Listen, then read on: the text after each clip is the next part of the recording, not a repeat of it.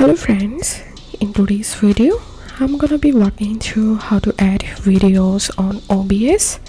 But before getting started this video, make sure to subscribe 5-minute solution.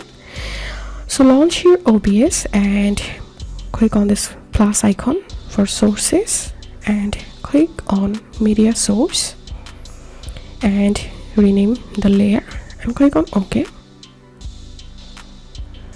And now click on browse